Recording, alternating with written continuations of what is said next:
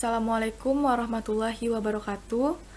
Perkenalkan, nama saya Midna Andini, NIM D10511710004 dari Fakultas Teknik jurusan Teknik Lingkungan Universitas Tanjung Pura. Terima kasih selaku dosen pengampu Bapak Dr. Aji Ali Akbar MSI. Di sini saya akan mempresentasikan hasil penelitian saya yang berjudul pengolahan limbah rumah makan menggunakan metode biosand filter dengan pasir malang. Yang pertama, latar belakang. Rumah makan merupakan suatu usaha yang berkembang pesat dengan meningkatnya jumlah penduduk sehingga membawa dampak berupa limbah rumah makan yang apabila langsung dibuang ke saluran akan menimbulkan pencemaran air, tanah, dan banjir. Sumber limbah cair terbesar di negara ini adalah hasil dari aktivitas rumah tangga. Hal ini dikarenakan jumlah penduduk yang sangat banyak dan padat, oleh karena itu volume limbah domestik yang dihasilkan juga besar.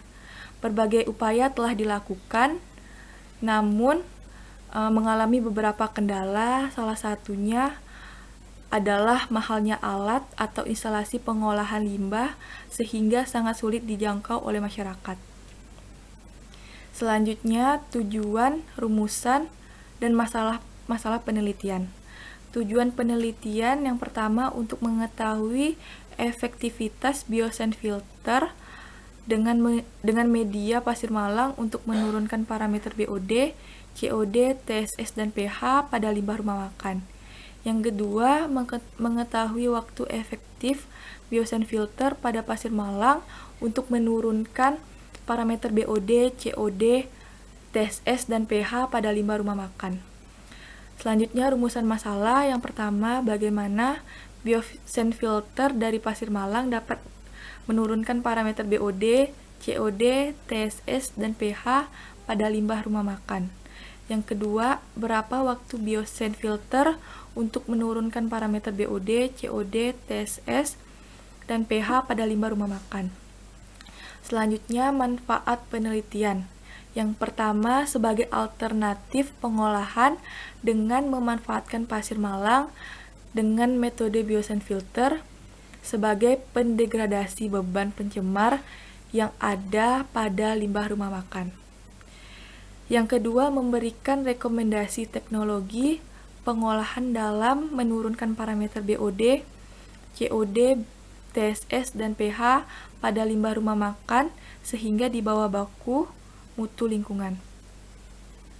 Selanjutnya, biosand filter. Biosand filter atau yang disingkat BASF merupakan pengembangan dari slow sand filter di mana BASF juga melalui proses yang sama dengan saringan pasir lambat, yaitu dengan cara melewati pasir dalam filter. BASF sangat mirip dengan saringan pasir lambat dalam artian bahwa mayoritas dari filtrasi dan kepindahan kekeruhan terjadi di puncak lapisan pasir dalam kaitan dengan ukuran pori-pori yang menurun disebabkan oleh penguraian partikel butir. Teknologi ini mencapai 99,99% penghilang virus tipus. Keuntungan teknologi ini selain murah, membutuhkan sedikit pemeliharaan dan beroperasi secara gravitasi. Selanjutnya, pasir malang. Pasir malang adalah pasir vulkanik yang berasal dari gunung berapi. Di kalangan aquascaper dijumpai pasir malang digunakan untuk filter air pada akuarium ikan hias. Sehingga dalam penelitian ini merumuskan masalah apakah pasir malang sebagai filter mampu menetralisir air limbah rumah makan. Nah, kriteria dari pasir malang ini memiliki pori-pori yang dapat menimbulkan biofilm atau sebagai rumah bakteri. Selanjutnya, metodologi penelitian. Lokasi penelitian dilakukan di workshop Teknik Lingkungan Universitas Tanjung Pura, Pontianak. Sedangkan pengujian sampel dilakukan di Laboratorium Kualitas dan Kesehatan di lahan Fakultas Pertanian Universitas Tanjung Pura, Pontianak. Pengambilan sampel pada penelitian ini berlokasi di Rumah Makan Jakaria, Jalan Sultan Syarif Abdurrahman, Pontianak Kota.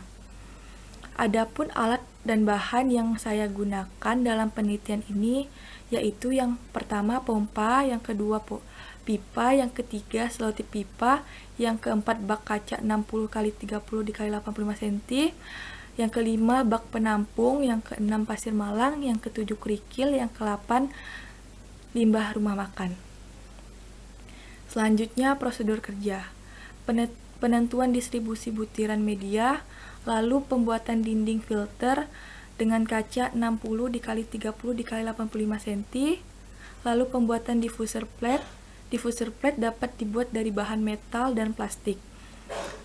Pembuatan unit filter, masukkan pasir pada masing-masing unit filter dengan cara mengisi air pada filter setengah penuh. Pengoperasian biosen filter, shading dan aklimatisasi selama 14 hari. Pengambilan sampel uji dilakukan pada inlet dan outlet selama masa operasi kurang lebih 28 hari. Selanjutnya diuji 1 dilakukan pada hari ke-14, lalu diuji 2 dilakukan pada hari ke-21, dan yang terakhir uji 3 dilakukan pada hari ke-28.